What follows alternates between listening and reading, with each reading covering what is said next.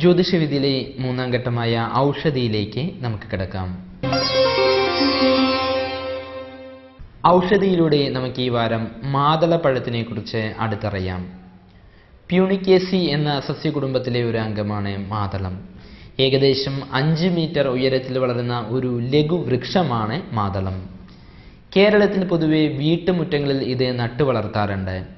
ഇന്ത്യയിൽ എല്ലായിടത്തും തന്നെ പൊതുവെ നന്നായി വളരുന്ന ഒരു വൃക്ഷമാണ് ഈ മാതളവൃക്ഷം. വലുതും ചുവപ്പ് നിറവും ഉള്ളതായ ഇതിൻ്റെ പൂക്കൾ ഗന്ധരഹിതമാണ്. തവിട്ട് കലർന്ന ചുവപ്പ് നിറമാണ് ഇതിൻ്റെ ഫലങ്ങൾക്കുള്ളത്. ഇതര പഴങ്ങളെ അപേക്ഷിച്ചിട്ട് മാതളത്തിൻ്റെ പഴങ്ങളിലാണ് നാര് 51% കൂടുതലായുള്ളത്. അതിനാൽ തന്നെ ഈ മാതളപ്പഴം കഴിക്കുന്നത് വളരെയധികം ശോധനകരമാണ്.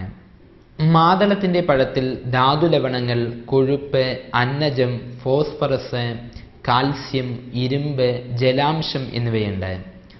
ഇതുകൂടാതെ തന്നെ പ്രോട്ടീൻ, ജീവകം സി, ക്ലോറിൻ, പെക്റ്റിൻ, ടാനിൻ, പഞ്ചസാര, അമ്ലഘടകം എന്നിവയും ഇതിൽ ധാരാളമായുണ്ട്. മാതളത്തിൻ്റെ വേരിൻ്റെയും തണ്ടിൻ്റെയും തൊലിയും ഈ മാതളത്തിൻ്റെ പഴവും ആ ഫലത്തിൻ്റെ തോടും പൂവ് എന്നിവയെല്ലാം തന്നെ ഔഷധയോഗ്യമായുള്ളതാണ്. മാതളത്തിൻ്റെ തണ്ടിൻ്റെ തൊലിയിലും വേരിൻ്റെ തൊലിയിലും വിവിധ തരം ആൽക്കലോയിഡുകളും ടാനിനും അടങ്ങിയിട്ടുണ്ട്. വിരശല്യം, ദഹനക്ഷയം, അതിസാരം എന്നിവ സുഖപ്പെടുത്തുന്ന മാതളം ത്രിദോഷകോപത്തിന് വളരെയധികം നല്ലതാണ്. ശരീരത്തിൻ്റെ ക്ഷീണം അകറ്റി ഉന്മേഷം പ്രദാനം ചെയ്യുവാനും മാതളത്തിന് പ്രത്യേകമായുള്ള ഒരു കഴിവുണ്ട്.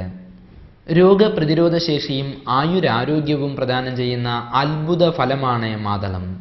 ഭാരതീയർ വളരെ പണ്ട് തന്നെ മനസ്സിലാക്കിയ ഈ വസ്തുതകൾ ആധുനിക പരീക്ഷണ നിരീക്ഷണങ്ങൾ തെളിയിച്ചുകൊണ്ടേയിരിക്കുന്നുണ്ട്. ബ്രിട്ടനിലെ ബ്രൈറ്റൺ, ലെയ്സെസ്റ്റർ, നോട്ടിംഗ്ഹാം എന്നീ യൂണിവേഴ്സിറ്റികളിലെ ഗവേഷണങ്ങൾ തെളിയിക്കുന്നത് മാതളത്തിൻ്റെ പഴത്തിൽ നിന്ന് വേർതിരിച്ചെടുക്കുന്ന ഒരു ഘടകം ചില വൈറസുകളെയും ബാക്ടീരിയകളെയും അതിശക്തമായി നശിപ്പിക്കുന്നുണ്ട് എന്ന് കണ്ടെത്തിയിട്ടുണ്ട്.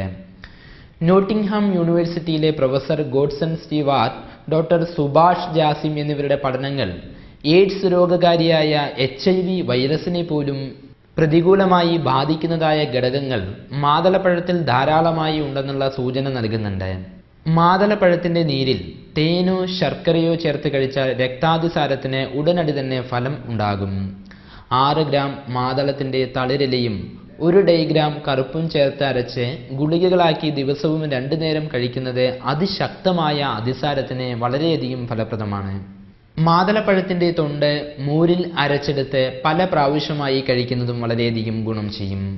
മാതളത്തിൻ്റെ തൊണ്ട് പൊടിച്ചെടുത്ത് ചെറുനാരങ്ങ നീരിൽ കലർത്തി പല പ്രാവശ്യമായി സേവിക്കുന്നത് രക്താതിസാരത്തിന് ഗുണകരമാണെന്ന് ചരകസംഹിത നിർദ്ദേശിക്കുന്നുണ്ട്.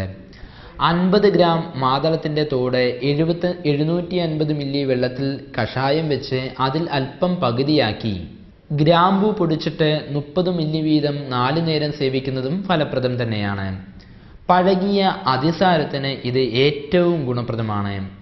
മാതളത്തിൻ്റെ നീരിൽ തേൻ ചേർത്ത് കഴിച്ചാൽ ഛർദി ശമിക്കുന്നതായി കാണുന്നുണ്ട്.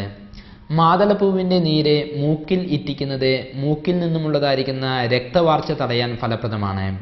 മാതളത്തിൻ്റെ പഴത്തിൻ്റെ നീരും ഇഞ്ചി നീരും ചേർത്ത് കഴിച്ചാൽ കരൾ വീക്കം ശമിക്കുന്നതായും കാണുന്നുണ്ട്. വിശപ്പില്ലായ്മ, അരുചി, ഛർദി എന്നിവ മാറാൻ മാതള നീര്, ഉപ്പ്, തേന് എന്നിവ ഓരോ സ്പൂൺ വീതം ചേർത്ത് കഴിച്ചാൽ മതിയാകും. മദ്യം അമിതമായി കഴിച്ചിട്ട് ഉണ്ടാകുന്നതായുള്ള രോഗാവസ്ഥകൾക്ക് മാതളത്തിൻ്റെ പഴം പൊടിച്ചെടുത്ത് തേൻ ചേർത്ത് 5 ഗ്രാം വീതം 2-3 തവണ 2 ദിവസം കഴിച്ചാൽ ഫലപ്രദമാകുമെന്നും കണ്ടെത്തിയിട്ടുണ്ട്. വിളർച്ചയ്ക്കും പൊതുവെ മാതളത്തിൻ്റെ പഴം അത്യുത്തമമാണ്. പനിക്ക് മാതളത്തിൻ്റെ നീര്, ഇതിൻ്റെ അരി എന്നിവ വളരെയധികം നല്ല രീതിയിലുള്ളതായിരിക്കുന്ന ഔഷധമാണ്.